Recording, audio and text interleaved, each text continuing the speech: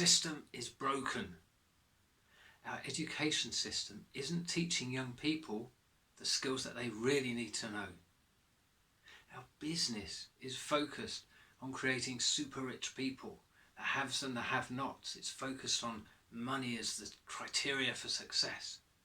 And if you look at the stats, the top 5 or 6 richest people in the world have more money than the 500 million poorest people or more. Check the stats out yourself. It's appalling. And yet, people will say it's hard to change the system. But we did it when COVID came along. When the pandemic hit, we moved from doing trading in person, in offices, in cities, to doing it all remotely. We moved to teaching our kids remotely. We can do it, but it's a question of whether the will is there. Because if you talk to government and you talk to business, what do we hear? Let's get back, let's bounce back to the new normal. Do we want to bounce back, or do we want to bounce forward and take the opportunity to make a massive change in our systems? Imagine if we taught young people the things they really want to and need to know to thrive in an ever-changing and, quite frankly, unknown world going forward. There's a set of skills we could be teaching them, but we don't. We teach them facts that they can look up online. And I'm not saying, by the way, that what they learn in school isn't valuable, because there's a lot of skills that are involved in studying these subjects that are really valuable to them. But we don't make the connections for them. We don't tell them how they're going to be useful in the modern world. And in business, we value people based on their status, and we pay a lot of people very low wages who we learned during the pandemic to really appreciate.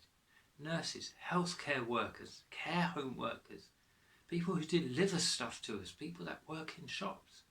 And yet, I bet you we're moving back to a place where they will still be paid the rubbish wages and undervalued in the same way that they were, because we're missing an opportunity to change here. Just imagine, if our businesses weren't so focused on making money, perhaps if our system was focused on providing an excellent service, on nurturing staff and growing them. What if our education system taught young people the skills that they need to know to thrive in the modern world? And if you talk to young people, the things that they say are, I don't know how to get a job, I don't know how to manage my money, I don't know about tax and mortgages and pensions and all of that stuff. And yet we're not teaching them.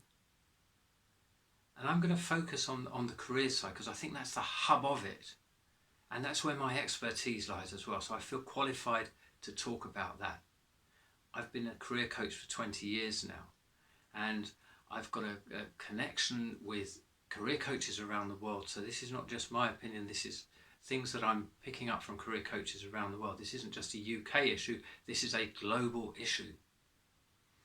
And we could be teaching people how to do those things. So, what I would say is it's a systemic win. Right? Systemic win means it's beneficial to all of the systems at every level. So I'm made up of systems, and so are you. We're made up of skeletal systems, blood systems, all the other systems that make us up. And if we are happy and healthy and doing work that we love, we tend to be healthier. We take less time off sick. So it actually benefits not just us, but our organisation, and in fact the country at large, because we're drawing down less on resources like the NHS and other resources. So it's beneficial to us if we're in a job that we love, because all of our systems work well. We're less stressed.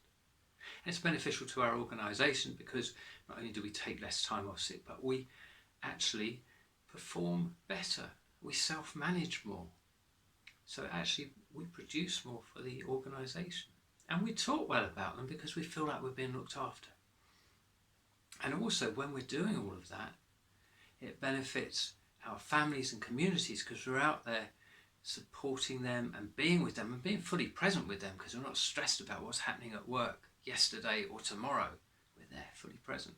So that's what I mean by a systemic win. All of those systems at every level win. But the politicians and businesses don't seem to understand that. If we taught that stuff in education, if we educated the staff in businesses to be able to create work they love, wouldn't that be good? And it's not difficult, it's an easy skill set, all right? Well, it's a straightforward skill set and anyone can learn it. You can learn strategies to understand what all of your skills are, to celebrate your own uniqueness. Imagine an education system where we actually celebrated people that weren't academically brilliant because their genius lies elsewhere. What if we did that? It would be amazing, and we grow these people into people with confidence who could go out and use those creative abilities and those other non-academic skills to do the things that they do really well in the world and bring their benefit to the world. So if we could teach people to understand what their skills are, what they're unique, that diamond that makes them shine, imagine what that is. Imagine if we could teach people how to understand what an ideal job is, how to network with people online and offline to build relationships that will help them to help other people and help them to explore where they fit best and to make those positions happen.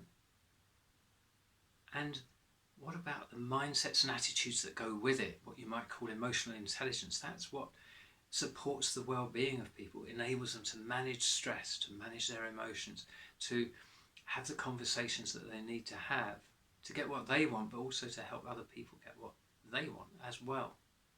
We can do that. It's a simple skill set. And the people in schools that are most aligned with giving that information to young people are the careers team. The careers team, who are hugely undervalued, hugely underpaid, and I would say that, but it's true, because the system, it's not the school's fault, the system doesn't allow schools to pay for proper careers input for their students, because the focus is always about exam results, and it isn't always about exam results. Ask any employer what they employ people on. It's not just exam results. In fact, sometimes it's less the exam results and more the individual and the skills that they've got outside of academic qualifications. And imagine, it's not just, as I said, it's not just about the education system. What about business? What if organisations, instead of just giving their employees access to career management skills when they're laying them off and making their jobs redundant, imagine if they did that as part of it and as a benefit of their employment. Now, you know what? Some people might leave initially because they might be in the wrong job. But it's beneficial to them because they get to go somewhere that they do like. It's beneficial to the company because whoever comes in will be someone who will contribute more because they're in the right job. So it's a win-win. Win-win-win-win-win. Right? It's a systemic win. So what we've got to do is make those changes. Now listen, I don't know how they're going to happen. But I do know this, and I go back to, there's a quote from that film Shakespeare in Love, and I think it was the owner of the Globe Theatre said something like, I don't know how it's going to happen, but it's going to happen. And I'm kind of in that place. If enough people have the intention to make those changes, to create that sort of systemic win that I talked about, it can happen. But it requires every one of us to be out there talking about it, doing things towards that and acting in a way that tries to create a systemic win in every situation we're in, so that we're trying to act not just to our own benefit, but to the benefit of the whole as well. And I really believe that we could create a world, and this is my big ambition, and I do say I don't know how it's going to happen, but it'll happen. And I've been on this journey for sort of 3 or 4 years since I got really clear on this path. And already I've gone from being a lone man, one-man career coach business to having a network of other people, to being president of the Career Development Institute in the UK, to having a global career council with the Career Development, the Institute of Career Certification International. So it's generating those conversations, and maybe that's my role in it, is to get you talking about this and thinking, what can you do to make a difference? So I don't know where the journey's going to go, but I know if we keep putting a foot forward, we can make a better world. Imagine a world where everybody leaves education knowing how to create work for themselves that they love, whether it's running a business or as an employee. Imagine a world where all of the employees in organisations knew how to manage their careers and were in jobs that they loved doing and didn't get stressed and go home at night. Why can't we? They're talking about massive layoffs at the moment. Why can't we go to a 3 or 4 day week and just employ more people for less money? Business will say it's impossible, but it isn't. It's just that they haven't got the bravery to make it happen, nor have politicians, nor have the super rich. And I challenge any of them to come on and actually argue that point, because if they had the will, it could happen. If we all had the will, it could happen. We can all do something. And I think that's the thing. We can lay it at the feet of businesses or politicians or the super rich or whoever. But we individually need to take action, need to take steps to try and make that happen. And I'm really interested, if you want to comment below, is this something that you think is possible? Do you think it's impossible? What are your thoughts on it? And what are you doing about it? Inspire other people by the things that you're doing. Because we could end up with a world where we all appreciate each other for our contribution, whether that contribution is in a factory, a boardroom, a television studio, on a milk float, wherever it is, we appreciate people for that contribution. And we understand people and let people live with their own beliefs within an understanding society. I'm going to leave you with that, but I'd love to know what you think.